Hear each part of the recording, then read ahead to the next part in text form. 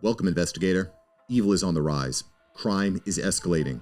Our mission is to eliminate the crime by exposing evil, examine why it manifests, and highlight the brave souls that confront it every day. Join us as we work together to bring justice to every victim. Welcome to All Things Crime. Here's your host.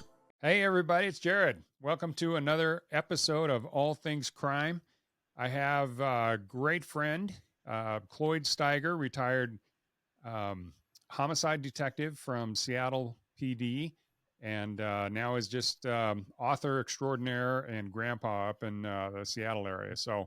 But I wanted to bring Cloyd on for this bonus episode to talk about this case.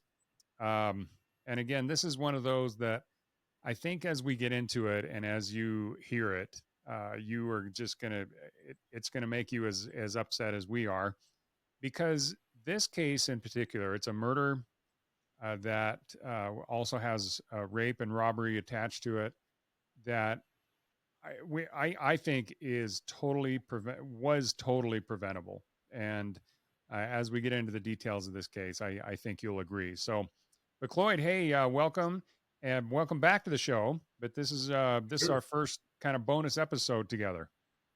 Right. Yeah. Glad to be here. Yeah. So normally, I've been doing this with Tom Myers, retired FBI guy, and he was down in Texas this whole last week and doing some classes down there. And so, but you know, this one came across my attention, and so I wanted to jump on it. And we'll have Tom on later. But you know, Cloyd, having investigated hundreds of homicides, how many of these, out of all of your experience, how many of the homicides that you looked at, and as they kind of came to a conclusion, you looked at them and you're just like, man, this shouldn't have happened?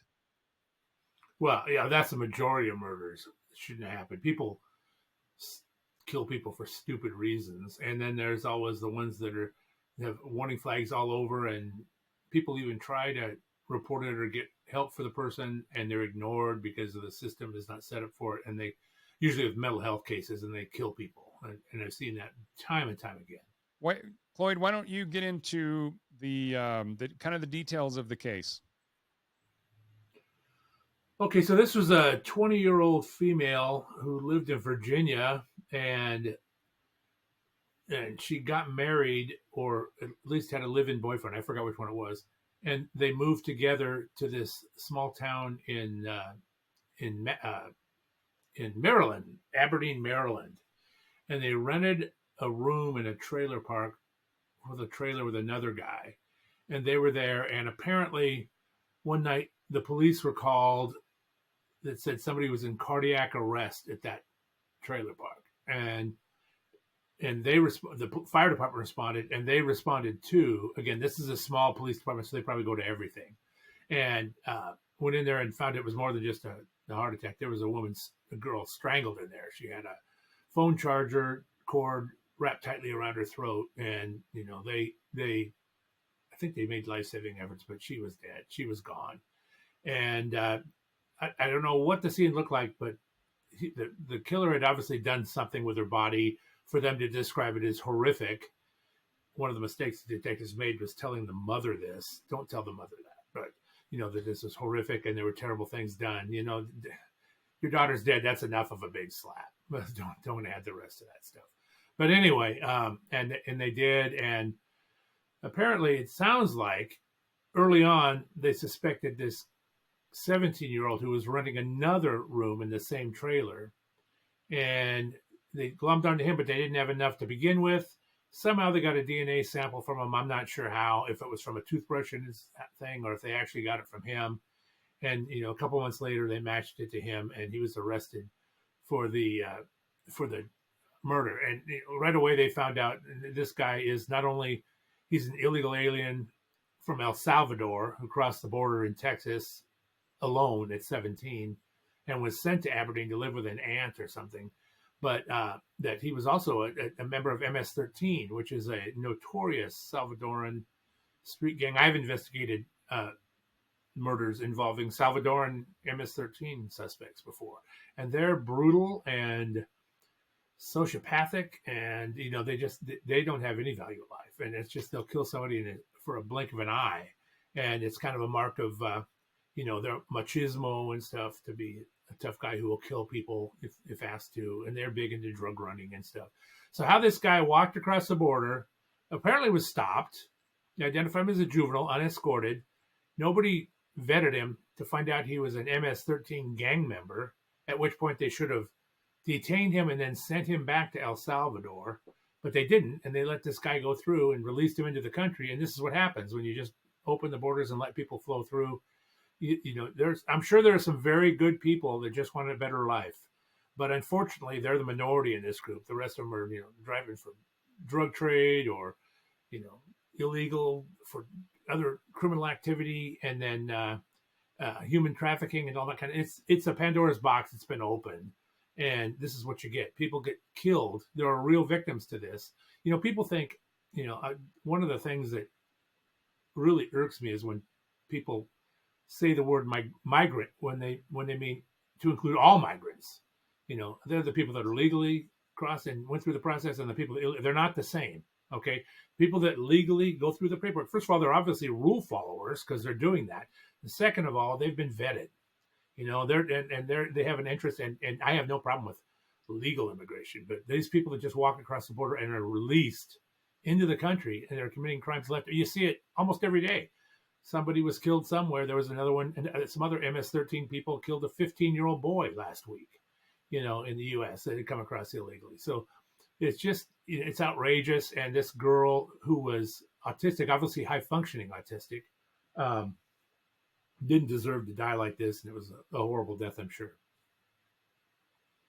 Yeah, one of the comments that I read that her mom had actually testified in front of Congress and had said that as a highly functioning autistic girl, but anybody that made a positive comment about her or to her, she just naturally latched onto that, and so became very endearing to her. And so I'm sure she was overly trusting, probably had very little understanding of the danger that she was in, and the naivety that from the sounds of it, from both her and her boyfriend, to rent another room, and maybe they had no control over who else was a roommate of theirs, but to have a MS-13 gang member in the room literally next door. And the everything you read about MS-13, they're just a gang that started in LA back in the 80s, I guess, when El Salvador had so much violence down there, and they were fleeing there, and so a lot of them went to LA and they started this gang there, or brought the gang philosophies with them. But there's all sorts of issues with MS-13, and man, I mean, not only do they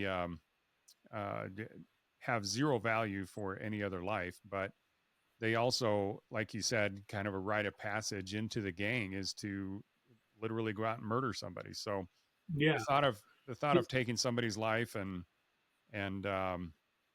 taking whatever they wanted, including she was raped as well. So this 17-year-old was just a real peach.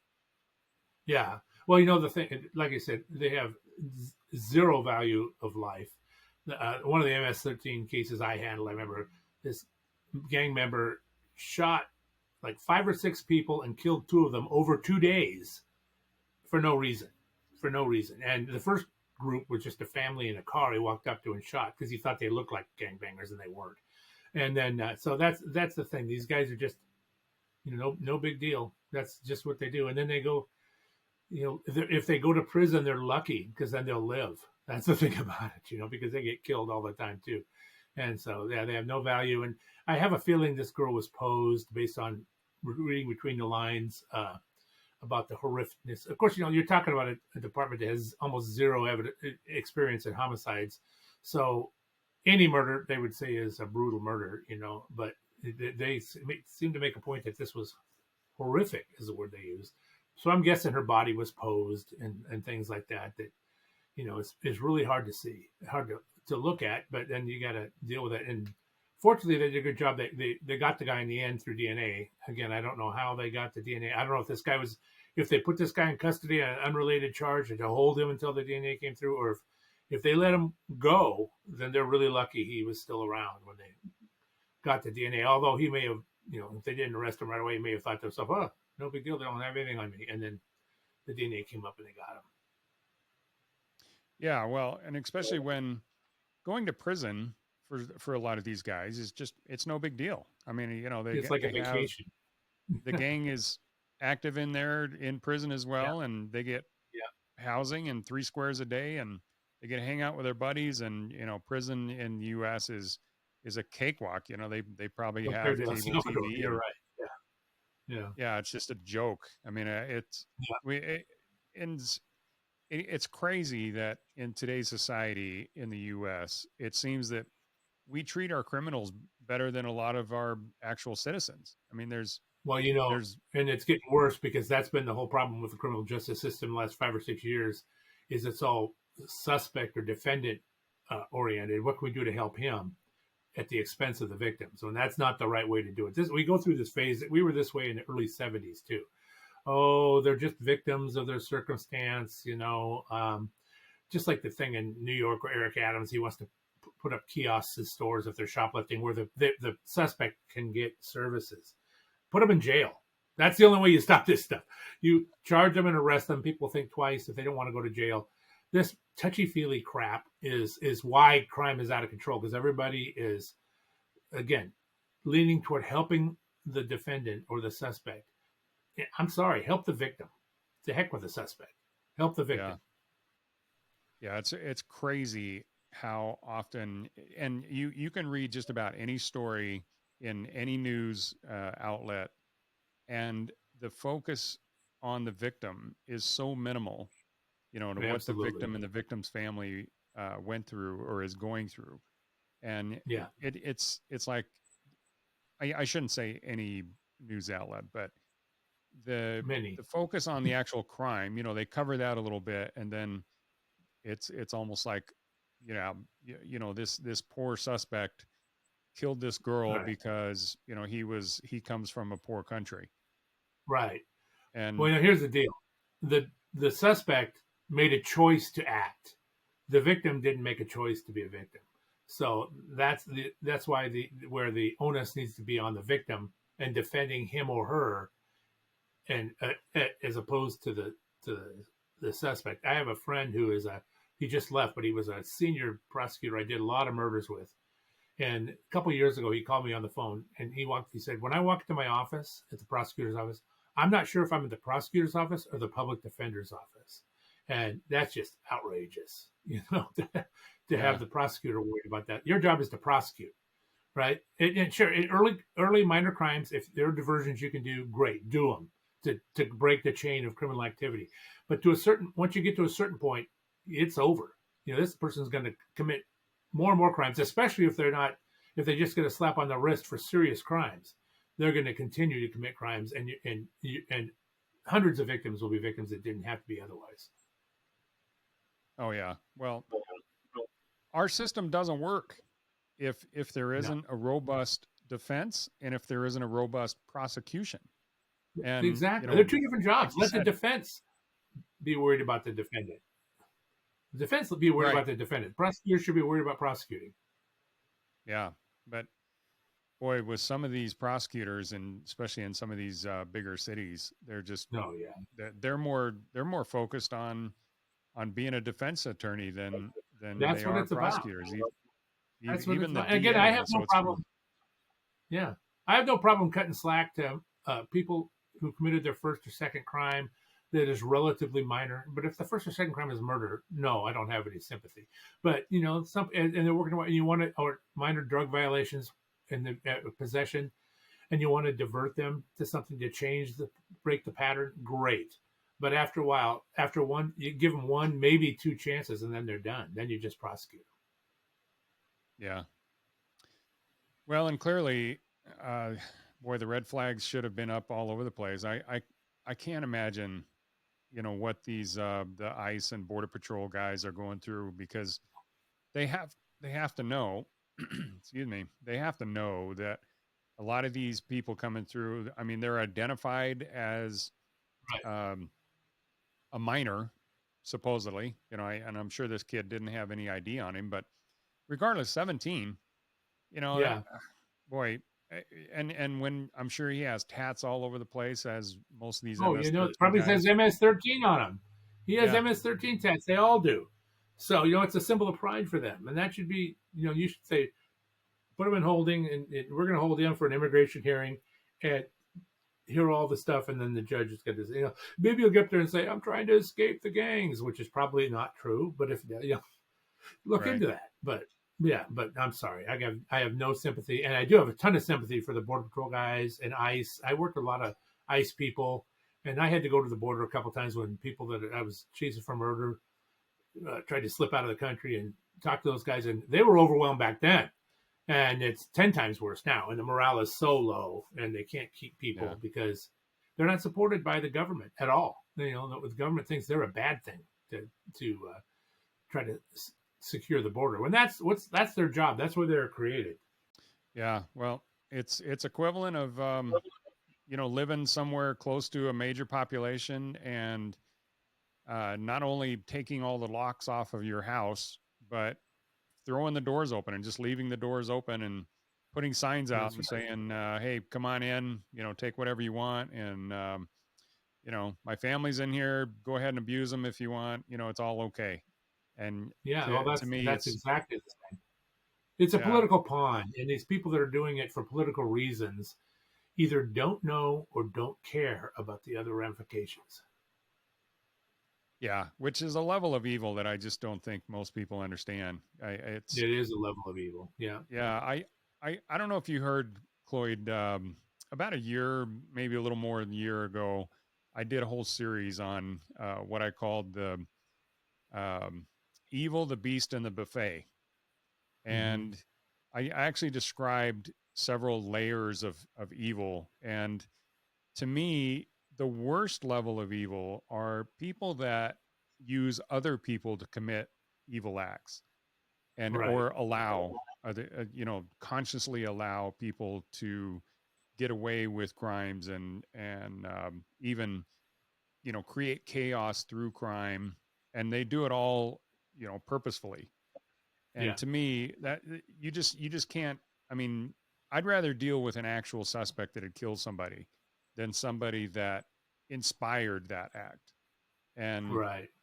and then the thought that you can kind of control it, the chaos that's created by an increase in crime in overall, the cities or the jurisdictions, the thought that you can control that and then use it for your benefit, to me is just, first of all, it's an illusion, because Yeah. and that's what I refer to as the beast, because the beast will grow as long as it's fed, and the more chaos that it's allowed, uh, yeah, the beast will continue to grow, and eventually the beast devours the entire buffet. And I think a lot of these people that are kind of allowing this stuff to happen, some of these DAs and even politicians, that are allowing the open border, allowing people like MS-13 to come into the country unvetted.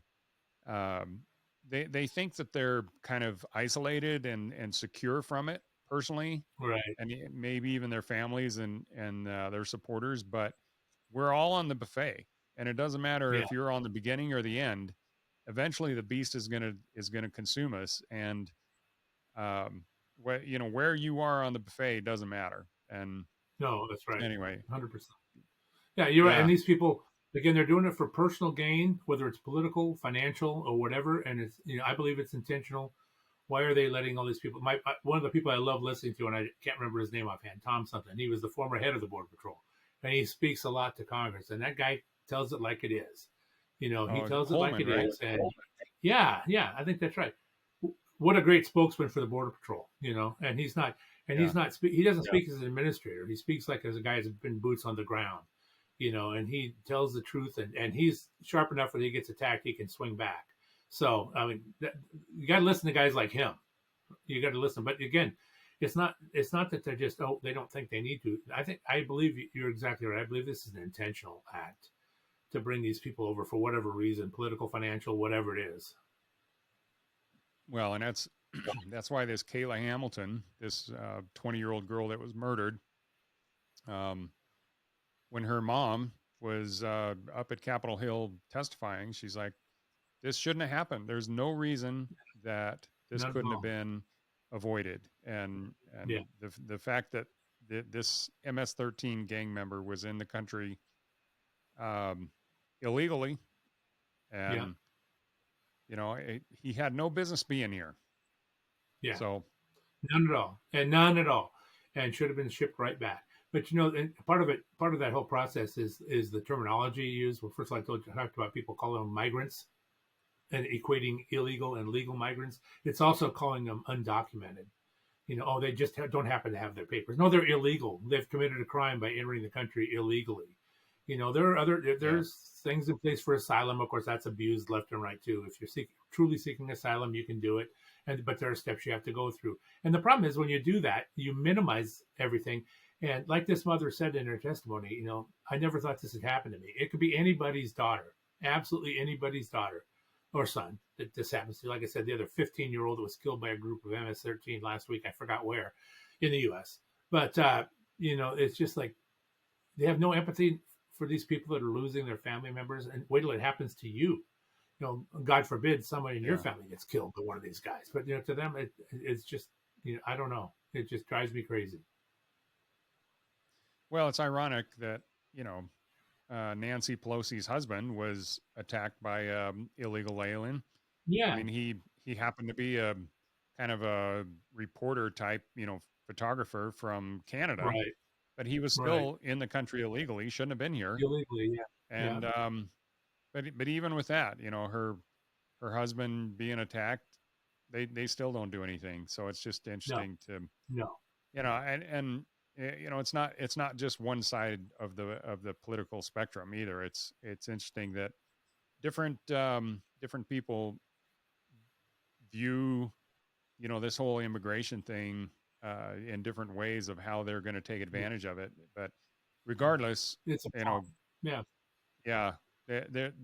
average citizen that is just trying to live their life like this young girl Kayla was, right. She's just trying to carve out a living, her and her boyfriend, and by sheer circumstance. But in Aberdeen, Maryland, I mean, I've been there actually, the Aberdeen Proving Grounds, and it's out in the middle of nowhere. Exactly. It's a very, like you said, it's a very small community. I'm sure they haven't seen much crime at all, let alone murder. Right. And didn't you say they haven't seen a homicide since 2016? That's what I read. No, the first murder since 2016 in that town, and which is not unusual, and it's great if you live there. And who knows what the other murder was? It probably wasn't anything like this. It was probably some argument where somebody shot somebody or stabbed somebody, and it was what we used to call call a grounder, because the guy standing there with a smoking gun, with patrol officers arrive, they hook him up, and just pretty easy, But this started as a whodunit. It's like I said, sounds like they did a great job. They did a great job. They got enough. They got the evidence, and I was watching their lieutenant being talked to, and he talked about how this affected everybody, and that's a sign that this is an agency that doesn't deal with this much. But that's good. They had tremendous empathy for the victim. Not that bigger cities don't have empathy for the victims, they do. But it's just, they said we were working day and night, and I believe they probably were, to get this guy, because this is a major thing for their department, and good for them. Good kudos for them for doing a good job and closing this case. Absolutely. Yeah. And it seems like, I'm sure this MS-13 member, this 17-year-old kid, he probably didn't care. He's, leaving his DNA, from the rape, leaving his DNA around her throat as he strangled her to death. And, whenever you have some kind of a cord like that, and I imagine during the trial, if there is a trial, a lot more of this is going to come out. But I imagine there's a lot of sadistic type of influence in there as well. So Well, that's yeah, what I'm it's guessing based on their statements and the fact that it was a horrific scene. A dead person on the floor to even a young patrol officer isn't necessarily a horrific scene. There has to be something more, right? That's why I think she was probably posed. Maybe I won't go into the speculation, but I've seen this 100 times. All sexually posed and insertions and things like that. I'm guessing that's probably what happened. He probably did. This kid's probably so naive. He didn't know about DNA because he came from El Salvador, right?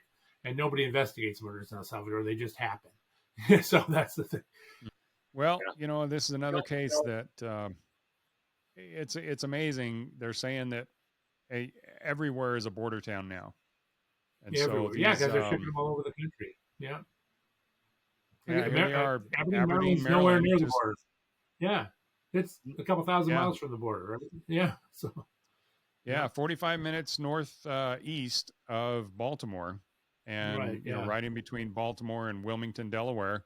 I mean, it's just farmland, and I mean, it's beautiful country out there, and The good peaceful, news about this serene. case, that reminds me, the good news about this case is that they sent her to Baltimore for the autopsy. So you had a professional autopsy with people who have done thousands of murders probably and know what to do, as opposed to the little county coroner who never had a murder and has some regular doctor do the autopsy and doesn't really know what they're doing.